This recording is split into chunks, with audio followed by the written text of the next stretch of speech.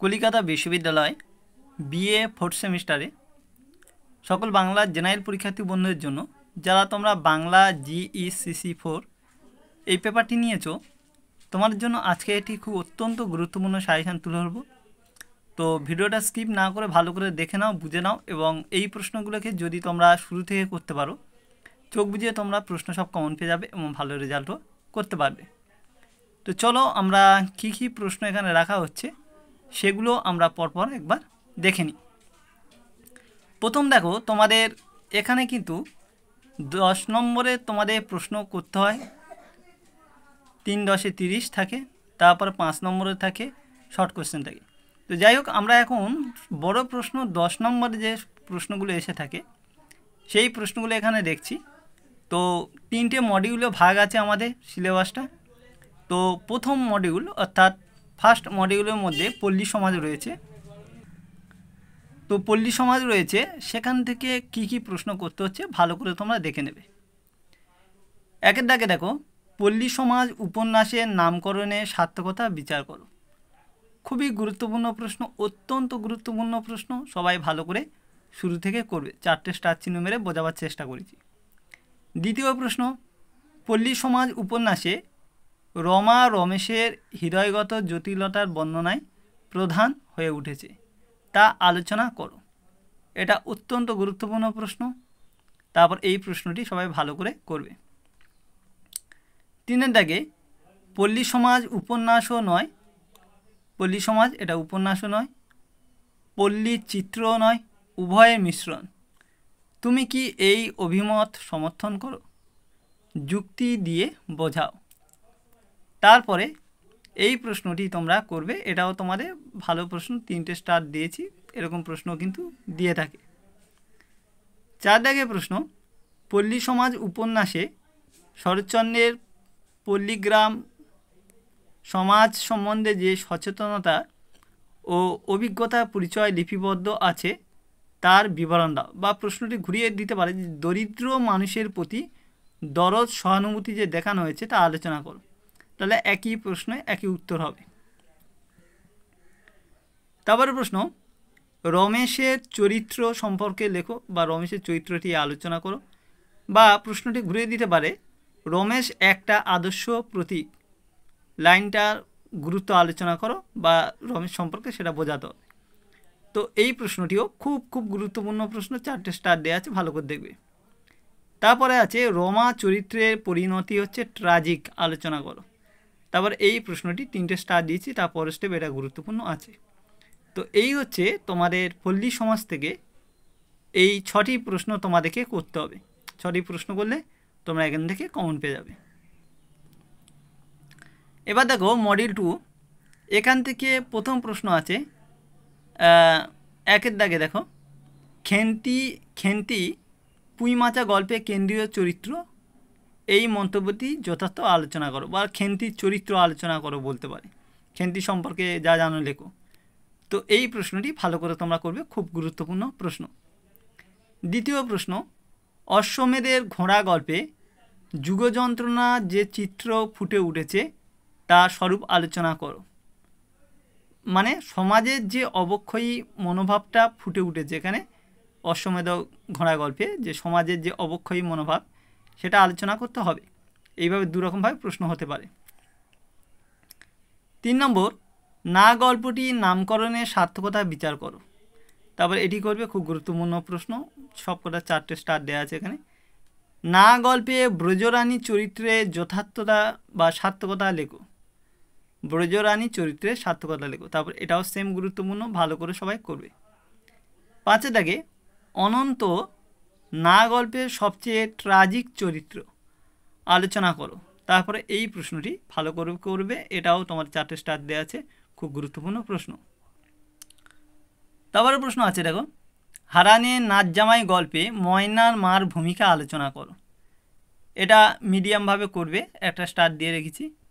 হারানের নাচ জামাই গল্পে তেভাগা আন্দোলনের পটভূমিতে লেখা সর্বহারা মানুষের দুঃখের কাহিনী যেভাবে পরিস্ফুট হয়েছে তা আলোচনা করো। তারপরে এটি দেখবে, এটা একটা স্টার দেওয়া আছে, কিন্তু প্রশ্ন যদি কঠিন হয় এই প্রশ্নগুলো দিতে পারে, তোমরা কিন্তু করে রাখবে একবার করে হলেও। তারপরে প্রশ্ন দেখো, ছিন্নমস্তা গল্পের নামকরণের সার্থকতা বিচার করো। খুব গুরুত্বপূর্ণ প্রশ্ন, 4টে স্টার দিয়েছি, ভালো করে সবাই করবে। ছিন্নমস্তা গল্পে জয়াবতীর চরিত্র বর্ণনা করো, 4টে স্টার দেওয়া আছে, খুব গুরুত্বপূর্ণ প্রশ্ন, সবাই ভালো করে করবে। 10-এর দাগে, পুঁই মাচা গল্পে অন্নপূর্ণা এক পরিপূর্ণ মাতৃত্বের ছবি আলোচনা করো। তারপর এই প্রশ্নটি করবে, এটাও খুব গুরুত্বপূর্ণ, ভালো করে দেখবে। 11-এর দাগে, পুঁই মাচা গল্পের নামকরণের সার্থকতা আলোচনা করো। তারপর এই প্রশ্নটি করবে, এটাও 4টে স্টার দেওয়া আছে, খুব গুরুত্বপূর্ণ, ভালো করে দেখবে। তারপরে 12-এর দাগে, প্রকৃতি ও মানুষের সহাবস্থান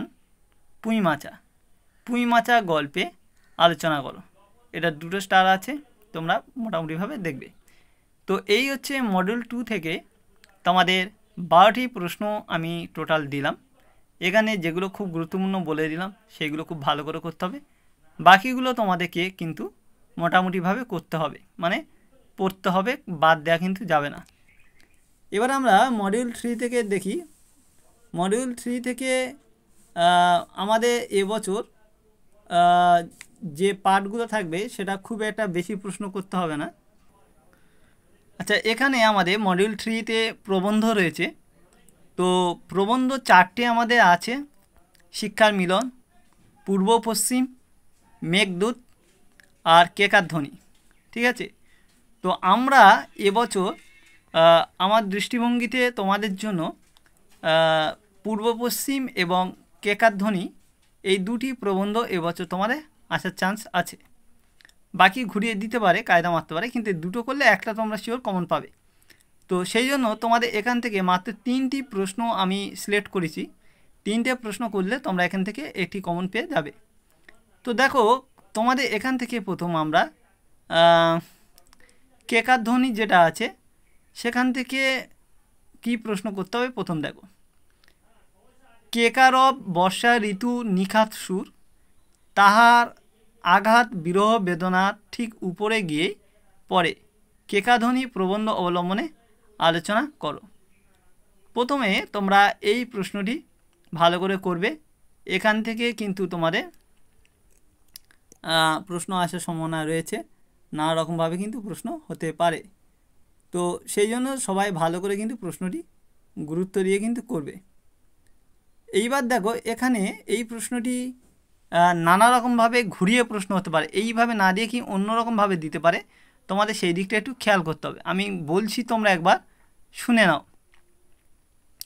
কেকাধ্বনি প্রবন্ধে রবীন্দ্রনাথ কেকারবকে উপলক্ষ করে সাহিত্য শিল্প আস্বাদন বিষয়ে যে বক্তব্য প্রকাশ করেছেন তা বুঝিয়ে দাও। এইভাবে ঘুরিয়ে আসতে পারে, কিন্তু একই উত্তর হবে। অথবা কেকারব বর্ষা ঋতুর নিখাদ সুর, তাহার আঘাতে বিরহ বেদনা ঠিক উপরে গিয়ে পড়ে, যেটা আমি দিয়েছি, এইটা এইভাবে দিতে পারে। অথবা দিয়ে কবির কেকারব সেই বর্ষার গান, কান তাহার মাধুর্য জানে না, মন ই জানে, কেকাধ্বনি প্রবন্ধ অবলম্বনে লেখকের বক্তব্য বুঝিয়ে দাও। এইভাবে দিতে পারে, একই উত্তর হবে। আবার অথবা যাহা গভীর তাহা আপাতত বহু লোকের গম্য না হইলেও বহুকাল তাহা পরমায়ু থাকে, তাহার মধ্যে যে একটি শ্রেষ্ঠতার আদর্শ আছে তাহা সহজে জীর্ণ হয় না। কেকাধ্বনি প্রবন্ধে রবীন্দ্রনাথের দৃষ্টিভঙ্গির আলোকে এর তাৎপর্য বিশ্লেষণ করো। অথবা দিয়ে প্রশ্নে ঘুরিয়ে আসতে পারে, কেকাধ্বনি প্রবন্ধে সৌন্দর্য তত্ত্ব সম্পর্কে রবীন্দ্রনাথ অভিমত ব্যক্ত করেছেন তা আলোচনা করো। অথবা প্রশ্ন ঘুরিয়ে দিতে পারে, কেকারব কর্কশ ও অসুন্দর হলেও কবিদের কাছে তা কেন গুরুত্ব লাভ করেছে আলোচনা করো। অথবা প্রশ্ন ঘুরিয়ে দিতে পারে, কেকাধ্বনি নামকরণে গুরুত্ব আলোচনা করো। এইভাবে একটি প্রশ্ন এত রকমভাবে দিতে পারে, কিন্তু উত্তর একই হবে, এবং একটি প্রশ্ন করলেই তোমাদের হবে। এখান থেকে তোমরা সব প্রশ্ন কমন পেয়ে যাবে। এটা গেল আমাদের কেকাধ্বনি থেকে। এবারে আমরা পূর্ব পশ্চিম থেকে দুটি মাত্র প্রশ্ন দেখব, দুটোর মধ্যে থেকে একটা কমন পাবে। তো সেখানে দেখো 2 দাগে দিয়েছি, আধুনিক যুগের মনীষীরা কিভাবে ক্রমাগত পশ্চিমের সঙ্গে পূর্বকে মিলিয়ে নেওয়ার মহৎ প্রয়াস করে গেছেন তা পূর্ব ও পশ্চিম প্রবন্ধটি অনুসরণে বুঝিয়ে দাও। এইভাবে প্রশ্নটি আসতে পারে। তারপরে দেখো আরও একটি প্রশ্ন এখান থেকে দেয়া হয়েছে, ভারতবর্ষে ইতিহাস আমাদের ইতিহাস নহে, আমরাই ভারতবর্ষে ইতিহাসের জন্য সমাবৃত। পূর্ব পশ্চিম প্রবন্ধ অবলম্বনে লেখকের এই বক্তব্য বুঝিয়ে দাও। অথবা ইংরেজের সঙ্গে আমাদের মিলন সার্থক করিতে হইবে, পূর্ব ও পশ্চিম প্রবন্ধে অবলম্বনে আলোচনা করো। কোন কোন উপায়ে এই মিলন সাধন সম্ভব বলে রবীন্দ্রনাথ মনে করেছেন তা ব্যাখ্যা করো। একই উত্তর হবে, কিন্তু প্রশ্ন এরকম। এছাড়া এই প্রশ্নটি আরও অনেক রকমভাবে কিন্তু ঘুরিয়ে দিতে পারে, সেগুলো আমি বলছি, একবার শুনে নাও।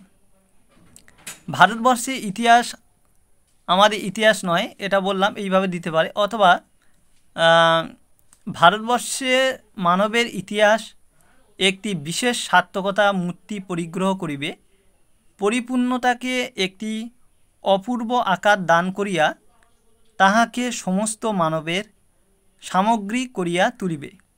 পূর্ব ও পশ্চিম প্রবন্ধে রবীন্দ্রনাথের এই বক্তব্য কিভাবে প্রতিষ্ঠিত হয়েছে আলোচনা করো। অথবা প্রশ্নটি ঘুরিয়ে দিতে পারে আরও, ইংরেজদের সঙ্গে আমাদের মিলন সার্থক করিতে হইবে, মহাভারতবর্ষ ব্যাপারে এই ভার আজ আমাদের উপর পড়িয়াছে, ইংরেজের সঙ্গে আমাদের মিলনের ক্ষেত্রে বাধা কোথায়, এই মিলন কেন প্রয়োজন, কি উপায়ে ইংরেজদের সঙ্গে আমাদের মিলন সার্থক হয়ে উঠতে পারে তা পূর্ব ও পশ্চিম প্রবন্ধ অনুসরণে বুঝিয়ে দাও। এইভাবে একটি প্রশ্ন এত রকমভাবে দিতে পারে। তো তোমরা এইভাবেই প্রশ্ন কটা করো, এই 3টি মাত্র প্রশ্ন করলে তোমরা এখান থেকে কমন পেয়ে যাবে। তো আজকে ভিডিও বন্ধুরা এখানে শেষ করছি, পরবর্তী ভিডিওতে আবার দেখা হবে। সবাই ভালো থেকো, সুস্থ থেকো, ভালো করে পরীক্ষা দেওয়ার জন্য প্রিপারেশান নাও এখন থেকে।